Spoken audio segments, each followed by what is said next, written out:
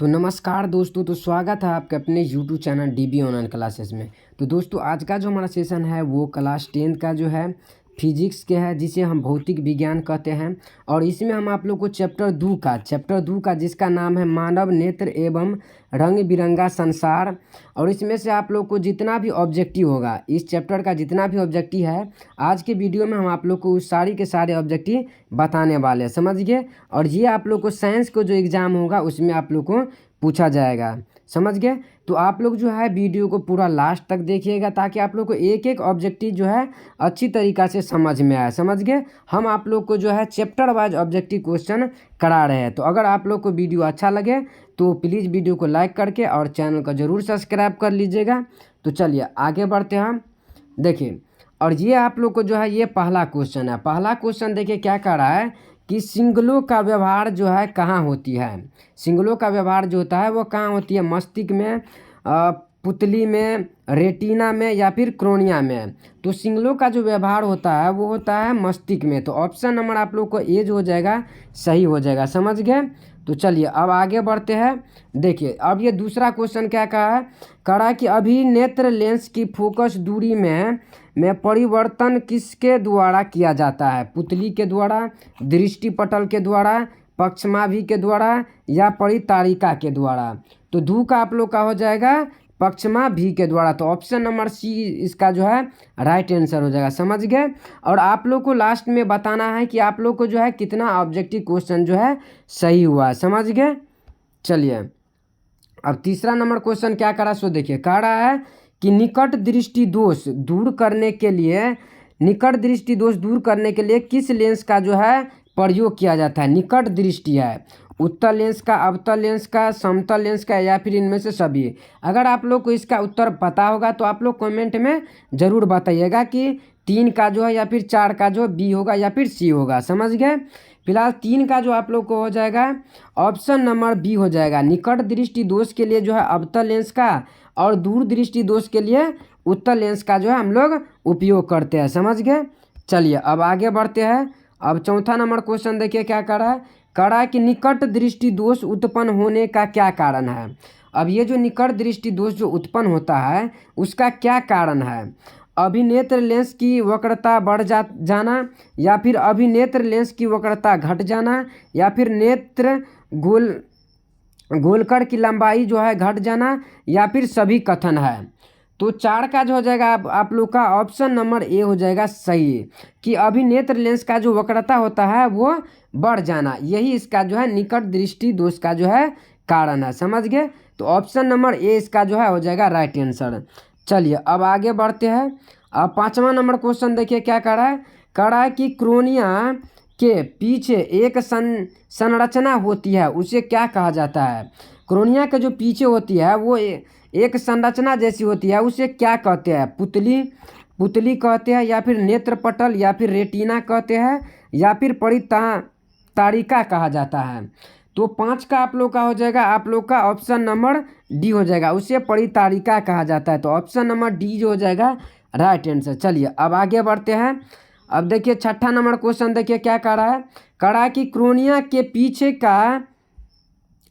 क्या होता है जो काले रंग की पेशियों का समुच्चय होता है। यानी क्रोनिया के पीछे क्या होता है जिसे काला रंग का जो है पेशियों का समुच्चय होता है। परितारिका का, नेत्रपटल का, दृष्टिपटल का या फिर इनमें से कोई नहीं। तो 6 का आप लोग का हो जाएगा ऑप्शन नंबर ए, यानी परितारिका का, समझ गए। चलिए, और अगर आप लोग को वीडियो अच्छा लग रहा होगा तो आप लोग ज़रूर चैनल को सब्सक्राइब कर लीजिएगा और अपने दोस्तों के साथ शेयर ज़रूर कीजिएगा, समझ गए। क्योंकि आप लोग को लीजिए हम चैप्टर वाइज आप लोग को ऑब्जेक्टिव क्वेश्चन करा रहे हैं। चलिए अब देखिए 7वां नंबर क्वेश्चन देखिए क्या कह रहा है कि दीर्घ दृष्टि दोष होने का क्या कारण है। अब दीर्घ दृष्टि दोष होने का जो है क्या कारण है। अभिनेत्र लेंस की फोकस दूरी घटना या फिर नेत्र गोलकर का बढ़ जाना या फिर अभिनेत्र लेंस की वक्रता का घटना या फिर अभिनेत्र लेंस की फोकस दूरी का अत्यधिक हो जाना। तो यही इसका कारण है कि दीर्घ दृष्टि दोष का, कि अभिनेत्र लेंस की जो होती है वो फोकस दूरी जो है अधिकतम हो जाता है। तो ऑप्शन नंबर डी हो जाएगा इसका राइट आंसर, समझ गए। चलिए अब आगे बढ़ते हैं। अब 8वां नंबर क्वेश्चन देखिए क्या कह रहा है। कह रहा है कि दूर दृष्टि वाली आंखों साफ साफ देख सकती है। जिसे दूर दृष्टि दोष हो जाता है वो साफ साफ देख सकती है, यानी दूर की वस्तुएं, निकट की वस्तुएं, बड़ी वस्तुएं को, या फिर इनमें से कोई नहीं। तो 8 का हो जाएगा, जब दूर दृष्टि है तो वो दूर को जो है वस्तु को साफ साफ देख सकता है। समझ गए। चलिए अब आगे बढ़ते हैं। 9वां नंबर क्वेश्चन क्या करा कि कौन रंग है जिसका खतरे का सिग्नल का उपयोग होता है, सिग्नल में जो होता है उपयोग होता है। कौन सा रंग है? नीला, हाँ, बैगनी, लाल या फिर पीला। इनमें से कौन सा रंग है जिसे खतरे का सिग्नल के रूप में जो है उसको उपयोग किया जाता है? तो आप लोग को पता ही होगा कि लाल रंग का जो है खतरे के सिग्नल के लिए उपयोग किया जाता है। तो ऑप्शन नंबर सी जो हो जाएगा इसका राइट आंसर। समझ गए। चलिए अब आगे बढ़ते हैं। अब देखिए 10वां नंबर क्वेश्चन क्या कर रहा है। कह रहा है कि विद्युत सिग्नल कौन उत्पन्न करता है? विद्युत सिग्नल जो होता है वो कौन उत्पन्न करता है? परितारिका या फिर प्रकाश, सुग्राही, पुतली, इनमें से सभी। तो 10 का आप लोग का हो जाएगा प्रकाश सुग्राही। समझ गए। तो ऑप्शन नंबर बी जो हो जाएगा इसका राइट आंसर। चलिए अब आगे बढ़ते हैं। अब देखिए 11वां नंबर क्वेश्चन क्या कर रहा है कि नेत्र में प्रवेश करने वाला प्रकाश की किरणें का अधिकांश परिवर्तन कहाँ होता है? नेत्रोद अंदर पृष्ठ पर, या फिर अभिनेत्र के अंतर पृष्ठ पर, क्रोनिया के बाहरी पृष्ठ पर, या फिर इनमें से कोई नहीं। तो 11 का आप लोग का हो जाएगा क्रोनिया के बाहरी पृष्ठ पर। तो ऑप्शन नंबर हो जाएगा आप लोग का सी इसका राइट आंसर। चलिए अब इसी तरह आगे बढ़ते हैं। देखिए 12 नंबर क्वेश्चन क्या कर रहा है।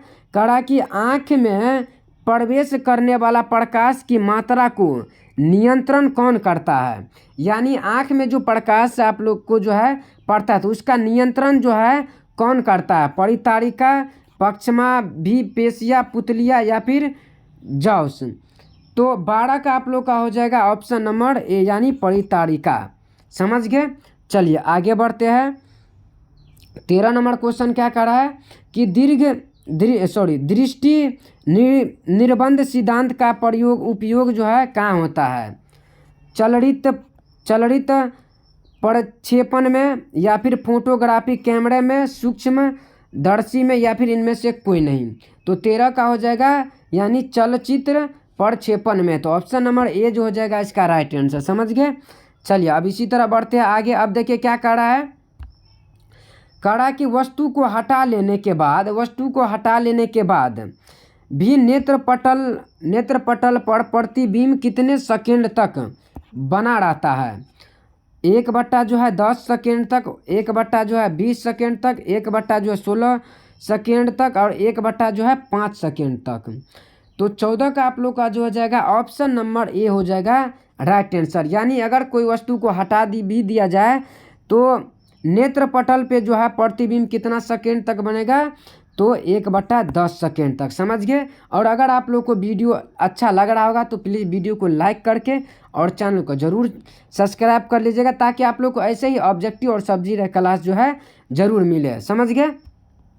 चलिए फिलहाल जो है 15 नंबर क्वेश्चन देखिए क्या कर रहा है। कह रहा है कि नेत्र में किसी वस्तु का बनना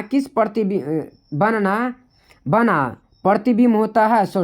नेत्र में किस वस्तु का बना प्रतिबिंब होता है?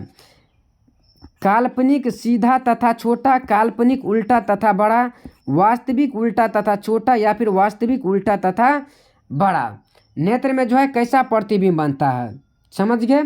तो नेत्र में जो है आप लोग का वास्तविक भी बनता है, उल्टा भी बनता है और छोटा बनता है। तो ऑप्शन नंबर इसका जो है सी हो जाएगा राइट आंसर। समझ गए।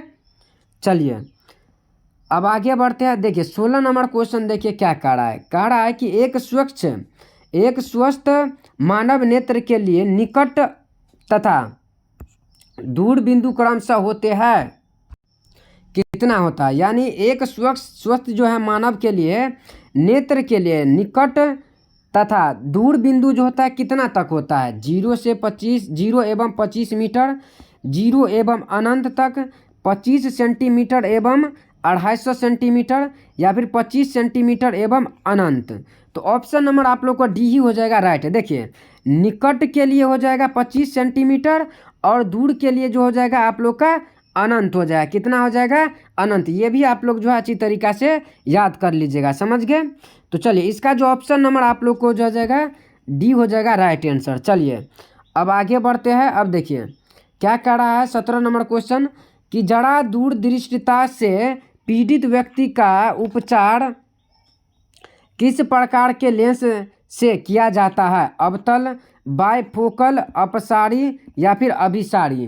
तो 17 का आप लोग का हो जाएगा अपसारी। अपसारी से, समझ गए, अपसारी लेंस से जो है इसका उपचार किया जाता है। तो ऑप्शन नंबर सी हो जाएगा इसका राइट आंसर। चलिए अब आगे बढ़ते हैं। अब 18 नंबर क्वेश्चन देखिए क्या कह रहा है कि अपने लेंस की फोकस दूरी को बदल कर दूर या निकट की वस्तु को साफ साफ देखने के आँख का गुण को क्या कहते हैं? दूर दृष्टिता, असमंजन क्षमता, निकट दृष्टिता या फिर जरा दूर दृष्टिता। तो 18 का आप लोग का हो जाएगा असमंजन क्षमता। क्या हो जाएगा? असमंजन क्षमता। तो ऑप्शन नंबर बी जो हो जाएगा इसका राइट आंसर। चलिए अब देखिए क्या कह रहा है 19 नंबर क्वेश्चन क्या कह रहा है कि श्वेत प्रकाश की किरण जब किसी प्रिज्म से होकर गुजरती है तब जो रंग सबसे अधिक विचलित होता है वो कौन सा होता है? नीला, लाल, बैगनी या फिर नीला एवं बैगनी दोनों। तो 19 का जो हो जाएगा आप लोग का ऑप्शन नंबर सी हो जाएगा, यानी बैगनी रंग का। समझ गए? इसको आप लोग याद रख लीजिएगा, बहुत इंपॉर्टेंट क्वेश्चन है ये। चलिए अब आगे बढ़ते हैं। अब देखिए 20 नंबर क्वेश्चन क्या कह रहा है कि नेत्र गोलकर के गोल होने पर देख पाते हैं क्या? निकट की वस्तु को, दूर की वस्तु को, 25 सेंटीमीटर की दूर पर वस्तु को या फिर इनमें से कोई नहीं। तो 20 का आप लोग को हो जाएगा निकट की वस्तु को। चलिए अब आगे बढ़ते हैं। अब 21 नंबर क्वेश्चन क्या कह रहा है सो देखिए कह रहा है कि मंद प्रकाश में कितनी शिथिलता से पुतली वर्ण रूप से फैल जाती है? क्रोनिया, परितारिका, एडिस या फिर इनमें से कोई नहीं। तो 21 का आप लोग को जो हो जाएगा ऑप्शन नंबर बी यानी परितारिका। तो ऑप्शन नंबर बी जो हो जाएगा राइट आंसर। चलिए अब आगे बढ़ते हैं। 22 नंबर क्वेश्चन क्या करा कि मानव नेत्र के किस भाग पर किसी वस्तु का प्रतिबिंब बनता है? क्रोनिया पे, परितारिका पे, पुतली पर या फिर रेटिना या फिर दृष्टि पटल पे। और ये क्वेश्चन बहुत इंपॉर्टेंट है और कई बार आप लोग को जो है बोर्ड एग्जाम में पूछा गया। तो ये जो होता है आप लोग का रेटिना और दृष्टि पटल पे। तो ऑप्शन नंबर डी हो जाएगा राइट आंसर। चलिए अब आगे बढ़ते हैं। क्या करा कि नेत्र लेंस की फोकस दूरी अधिक हो जाने से कौन सा दृष्टि दोष होता है? निकट दृष्टि दोष, दूर दृष्टि दोष, जरा दूर दृष्टिता या फिर इनमें से कोई नहीं। तो 23 का आप लोग का हो जाएगा दूर दृष्टि दोष। कौन सा दृष्टि दोष? दूर दृष्टि दोष। यहाँ पर लिखा हुआ है कि दूर, तो दूर होगा तो दूर दृष्टि दोष। समझ गए? चलिए अब 24 नंबर क्वेश्चन की ओर बढ़ते हैं। 24 नंबर क्वेश्चन क्या करा कि तारों का टिमटिमाने की व्यवहार किस सिद्धांत पर आधारित है? यानी तारा जो टिमटिमाता है वो किस सिद्धांत पर जो है आधारित है? अपवर्तन के सिद्धांत पे, परिकिरणन के सिद्धांत पर, वर्ण विक्षेपण के सिद्धांत पे या फिर इनमें से कोई नहीं। तो 24 का हो जाएगा आप लोग का अपवर्तन के सिद्धांत पे। तो ऑप्शन नंबर ए हो जाएगा राइट आंसर। चलिए अब आगे बढ़ते हैं। देखिए 25 नंबर क्वेश्चन क्या कह रहा है कि जो नेत्र निकट दृष्टि वस्तु को साफ साफ नहीं देख सकता है। अब देखिए इसमें क्या कह रहा है कि निकट की वस्तु को साफ साफ नहीं देख सकते हैं, उस नेत्र में क्या होता है? दूर दृष्टि दोष, निकट दृष्टि दोष, जरा दूर दृष्टिता, जरा दृष्टि दोष या फिर वर्णता। तो 25 का आप लोग को हो जाएगा ऑप्शन नंबर ए हो जाएगा राइट आंसर। समझ गए? चलिए अब इसी तरह 26 नंबर क्वेश्चन देखिए क्या कह रहा है कि इंद्रधनुष का बनना किस परिघटना का पर आधारित है? प्रकाश के प्रवर्तन, प्रकाश के अपवर्तन, प्रकाश के वर्ण विक्षेपण या इनमें से कोई नहीं। तो ये क्वेश्चन बहुत इंपॉर्टेंट है और इसका हो जाएगा ऑप्शन नंबर सी हो जाएगा इसका राइट आंसर। समझ गए? चलिए अब आगे बढ़ते हैं। 27 नंबर क्वेश्चन क्या करा कि दृश्य प्रकाश के किस वर्ण का तरंगदैर्घ्य सबसे अधिक होता है। और ये भी कई बार आप लोगों को बोर्ड एग्जाम में पूछा गया है। बैगनी रंग का, लाल रंग का, नीला रंग का या फिर पीला रंग का। तो 27 का हो जाएगा आप लोग का ऑप्शन नंबर बी यानी लाल रंग का। चलिए अब आगे बढ़ते हैं। अब देखिए क्या करा कि श्वेत रंग कितने रंगों के मेल से बना है। श्वेत रंग जो है कितने रंग के यानी उजला जो रंग है वो कितने रंग के मेल से बना है, 3, 4, 5 या फिर 7। तो ये जो है टोटल का टोटल 7 रंगों से मिलकर बना है। तो ऑप्शन नंबर डी हो जाएगा राइट आंसर। चलिए अब आगे बढ़ते हैं। अब देखिए क्या करा कि स्पेक्ट्रम को प्राप्त करने के लिए किसका प्रयोग किया जाता है। कांच की, सिल्ली का, अब अवर्तल का है, उत्तल नर्व का या फिर प्रिज्म का। तो 29 का हो जाएगा प्रिज्म का। किसका, प्रिज्म का। स्पेक्ट्रम प्राप्त करने के लिए किसका उपयोग करते हैं, तो प्रिज्म का। समझ गए। चलिए अब आगे बढ़ते हैं। अब देखिए 30 नंबर क्वेश्चन क्या कर रहा है, करा कि जो नेत्र निकट की वस्तु को स्पष्ट नहीं देख पाता है, निकट की वस्तु को स्पष्ट नहीं देख पाता है, उस नेत्र में होता है कौन सा, दूर दृष्टि दोष, निकट दृष्टि दोष या फिर जड़ा दूर दृष्टि दोष या फिर वर्णता। तो 30 का हो जाएगा दूर दृष्टि दोष। कौन सा दृष्टि दोष, दूर दृष्टि दोष। चलिए अब आगे बढ़ते हैं। अब देखिए ये क्या करा कि चंद्रमा पे खड़े अंतरिक्ष यात्री को आकाश जो है कैसा प्रतीत होता है, नीला रंग का, उजला रंग का, लाल रंग का या फिर काला रंग का। तो चंद्रमा पर जब व्यक्ति खड़ा हो और आकाश की ओर जो जब ताकेगा तो उसको जो है काला रंग का जो है अंतरिक्ष दिखा देगा। कौन सा रंग का, काला रंग का। तो ऑप्शन नंबर डी जो हो जाएगा इसका राइट आंसर। समझ गए। चलिए अब इसी तरह आगे बढ़ते हैं। अब 32 नंबर क्वेश्चन क्या कह रहा है, सो देखिए कह रहा है कि नेत्र की असमंजन क्षमता कम हो जाने से उत्पन्न होता है, क्या होता है, निकट दृष्टि दोष, दूर दृष्टि दोष, जड़ा दृष्टि दोष या फिर वर्धता। तो 32 का भी आप लोग का ऑप्शन नंबर सी हो जाएगा इसका राइट आंसर। कौन सा, यानी जड़ा दूर दोष। समझ गए। तो ऑप्शन नंबर सी हो जाएगा राइट आंसर। चलिए अब आगे बढ़ते हैं। देखिए क्या कह रहा है 33 नंबर क्वेश्चन, कह रहा है कि किस दृष्टि दोष में किसी भी वस्तु का प्रतिबिंब जो है रेटिना के आगे बनता है। किस दृष्टि दोष में, निकट दृष्टि दोष में या फिर दूर दृष्टि दोष में, जड़ा दूर दृष्टता में या फिर हाइपर मेट्रोपिया में। तो 33 का आप लोग का हो जाएगा हाइपर मेट्रोपिया में। तो ऑप्शन नंबर डी जो हो जाएगा इसका राइट आंसर। समझ गए। और अगर आप लोग को वीडियो अच्छा लगे तो प्लीज़ वीडियो को लाइक करके और चैनल को ज़रूर सब्सक्राइब कर लीजिएगा ताकि आप लोग को चैप्टर वाइज ऑब्जेक्टिव पढ़ने का मौका मिले और आप लोग अच्छा से अच्छा अंक बोर्ड एग्जाम में प्राप्त करें। समझ गए। चलिए फिलहाल बढ़ते हैं 34 नंबर क्वेश्चन। और 34 नंबर क्वेश्चन क्या करा कि जो नेत्र दूर की वस्तु को स्पष्ट नहीं देख पाता, अब क्या होता है, नहीं देख पाता है, तो उसके लिए कौन सा होगा, तो इसके लिए निकट दृष्टि दोष हो जाएगा। कौन सा, निकट दृष्टि, यानी दूर की वस्तु को नहीं देख पाता है तो कौन सा हो जाएगा, तो उसे निकट दृष्टि दोष हो जाएगा। चलिए अब आगे बढ़ते हैं। देखिए 35 नंबर क्वेश्चन क्या करा कि विभिन्न दूरियों पर किसी वस्तुओं को प्रतिबिंब को फोकस करने के लिए आँख के लेंस की फोकस दूरी परिवर्तित होती है, पुतली द्वारा, रेटिना द्वारा या फिर सिलीपरी पेशिया द्वारा या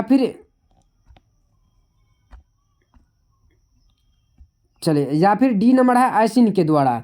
तो आप लोग का जो हो जाएगा 35 का हो जाएगा ऑप्शन नंबर सी हो जाएगा, यानी सिलीपरी पेशिया के द्वारा। चलिए अब आगे बढ़ते हैं। अब 36 नंबर क्वेश्चन देखिए। 36 इसमें आप लोग को टोटल का टोटल हम 50 वीविया ऑब्जेक्टिव आप लोग को बता रहे हैं और चैप्टर वाइज ऑब्जेक्टिव बता रहे हैं। समझ गए।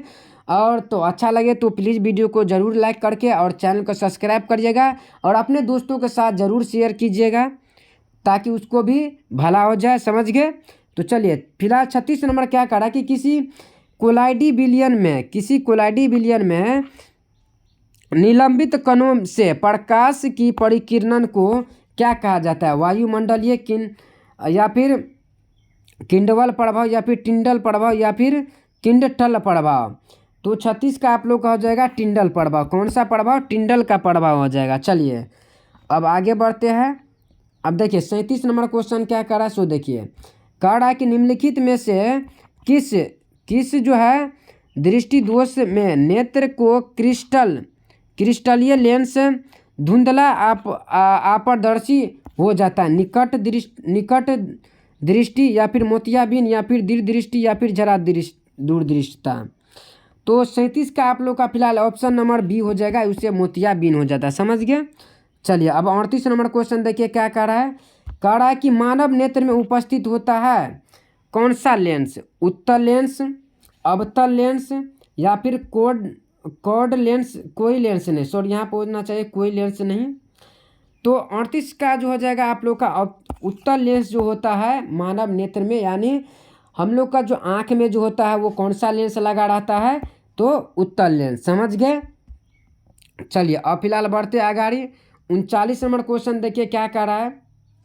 कह रहा है कि निकट दृष्टि दोष वाले व्यक्ति को चश्मे में होता है क्या, उत्तल लेंस, अवतल लेंस, बेलनाकार का लेंस या फिर इनमें से कोई नहीं। यानी जो निकट दृष्टि दोष वाले व्यक्ति को चश्मा में कौन सा लेंस होता है, उत्तल या फिर अवतल, बेलनाकार या फिर इनमें से कोई नहीं।